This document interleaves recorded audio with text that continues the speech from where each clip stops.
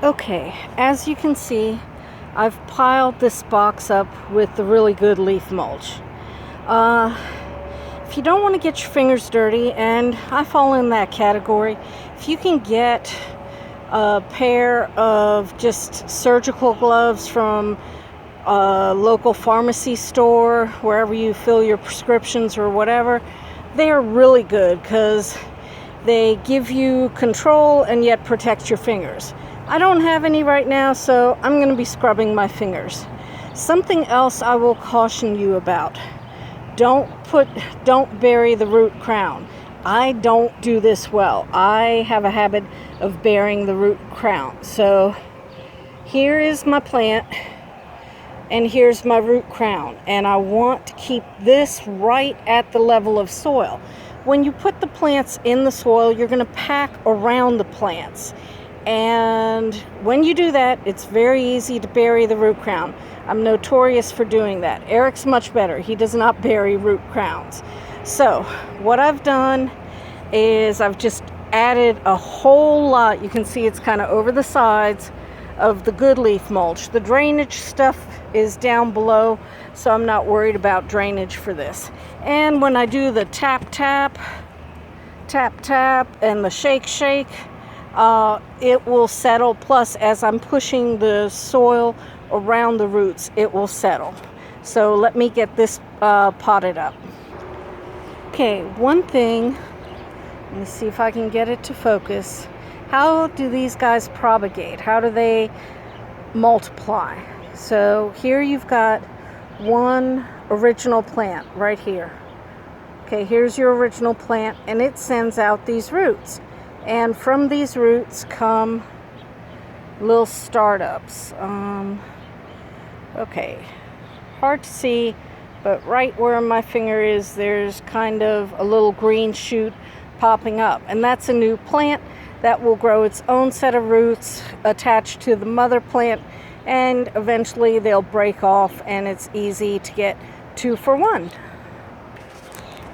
Okay, this one is pretty well done. I went a little sparse on this, or sparse on this one. Originally I was going to do 9, 3, 3, and 3. But then I was like, well, maybe they'll grow. And I don't want to transplant this again anytime soon, so I want to give them some space. As you can see, root crown looking like it's buried. This one is better. This one is borderline. And that one really looks buried. It is a challenge. Get enough dirt around the plants so that the roots are secure and thrive, but don't bury it. Another thing is I usually push down around the edges because I want about a 1 to 2 inch